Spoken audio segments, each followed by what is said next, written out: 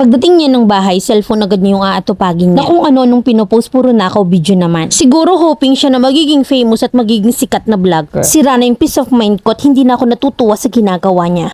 30 years old na ako at meron kaming isang anak na 6 na taon. Na ang problema ko ay ang asawa ko. Mabait naman siya, masipag, matrabaho kahit palaging kulang yung sinasahod niya. Okay lang naman yun sa akin kasi tinutulungan ko naman siya. Na kahit na nga full-time mama ko ay hindi ako nawawala ng racket online. Yung mga nakaraan ay nawiwili siya sa pagpe-Facebook. Ginagaya niya yung mga vlogger-vloggeran. Sumasali rin siya sa mga FB group na nagpa-follow to follow. Follow dito, follow doon na parang engagement yata yung habol sa mga ganon. Na para yata pasahuri ni Facebook yun yata yung way para magkaroon ng extra income. Pero hindi ako pabor sa way niya. May mga inaalok ako sa kanya na sabi ko tulungan niya ako mag-affiliate. Na sabi ko share niya para naman dumami yung orders. Pero wala deadma siya. Na kapag kumikita naman ako puro sa amin napupunta at pang-abono ko yun sa sahod niya. Na kasi nga kinukulang kami para sa mga bills. Pero deadma lang siya, hindi ko alam pero hinahayaan ko na lang siya. 2 months yata niya yung ginagawa until no pero hindi na ako natutuwa kasi kung sino-sino na yung pina-follow niya. Na minsan naiirita na ako sa mga nakikita kong mga babaeng sexy. Babaeng labas ang cleavage, nakapanti-bra ganon. I-flood niya sa likes ganyan. Hindi na siya nag-heart kasi alam naman niyang makikita ko yun at masisita ko siya. Pagdating sa bahay, puro cellphone ang hawak at inuutusan ko pero ang tagal bago kumilos. Mga dapat gawin sa bahay na dapat siya rin yung gagawa pero hindi niya makita kasi tutok siya sa cellphone. Gustong makipaglaro ng anak niya, hindi niya rin magawa kasi puro siya cellphone. Nandun lahat yung attention niya. Na para lumayo yung bata sa kanya, pinapagalitan niya at sinisigawan. Tama ba na gawin niya yon? Na minsan nag-aaway na kami dahil nakatutok siya sa cellphone na imbis kausapin niya ako at kausapin yung anak niya. Pero wala, mas pinagtutuunan niya ng pansin ng pag-Facebook. Na hoping siguro siya na sumikat at maging famous. Na ultimo mga dapat ayusin sa bahay na dapat ginagawa niya, hindi niya magawa, parang inaasa na niya sa akin lahat. Nakikita ko rin na kapag nasa work siya, halos maghapon walang minutes sa mga post niya. Na pag-uwi ng bahay, cellphone lang din yung aatupagin niya. Palagi na kami nag-aaway dahil sa cellphone at kapag hawak niya yung cellphone, walang-wala na siyang pake sa mga nakapaligid sa kanya. Pag kinakausap ko, minsan hindi na niya ako naririnig na parang hangin na lang yata ako. Ngayon nga na 12 AM na hindi ako makatulog kasi inopen ko yun sa kanya. Nasabi ko nasisira na yung peace of mind ko sa kanya sa mga ginagawa niya, hindi na ako natutuwa. Na tinatanong ko rin siya kung ano bang nakukuha niya sa mga ganon, anong meron. Nasabi ko kung ano yung pinopost mo, puro nakaw video naman, ng mga walang kwentang video sa mga pinagagagawa niya. Pero ayun, hindi na nagsasalita, natutulog na lang. Iba ako na pinagbabawalan ko siya sa mga ginagawa niya. Di ko na rin alam kung paano ko sasabihin sa kanya, tumadagdag pa siya sa stress ko. Na yung mga pinagagagawa niya, hindi ko na namamalaya na grabe-grabe na yung mga pag-overthink ko. Na kung ano-ano na to the point na inaabot na ako ng 2 AM, di pa ako nakakatulog. Na kada mag-open ako sa kanya ng mga bagay na ginagawa niya na hindi ko gusto iminamasama niya. Mami Len, hindi ako magaling magkwento pero sana maintindihan mo. Mami Len, mali ba ako doon? Letter sender,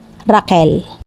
Bakit ka nagpapaka-stress ng malala? Pumapayag ka nang siya pa-chill-chill lang tapos ikaw wala ng peace of mind kakabantay sa kanya. Na kahit nasa work bantay na bantay mo, ubus talaga yung peace of mind mo dyan. Huwag mo rin kasing masyadong pagurin yung sarili mo. Isa pa lang yung anak nyo pero parang 8 na sa lagay mo. Build ng strong personality ng anak mo, huwag mong palakihin na nalilimos ang atensyon. Sabi mo nagtatrabaho naman siya kaso nga kinakapos ang sweldo. Sabi mo rumaraket ka kasi nga para masundo yung bills nyo. Siguro kasi nakikita niya na ginagawan mo ng paraan na kinakaya mo kaya nagiging irresponsible. Hayaan mo rin kasi na problema ng kanya, wag mong sinosolo. Kaya ang ending, gigil na gigil ka sa kanya. Magtira ka rin kasi para sa self mo, magkipit ka, magpamper ka yung mag-ina, manage your time and your racket. Napapansin ko na kulang din kayo sa suporta pareho. Try mong isupport yung pagiging vlogger niya, baka isupport niya rin pagiging affiliate mo. If nothing's happen, wag mo naman sanang sirain yung ulo mo sa mga bagay na dinededma ka. Learn the art of dedmatology, Mima. Kung dinededma ka, dedmahin mo rin, wag mong palaging sinisita kasi baka inaasar ka na. Baka pinagtitripan ka na kasi kuhang-kuha yung inis mo, advance na ng 1 taon. Tanong ko lang, nakakasuklay ka pa ba niyan?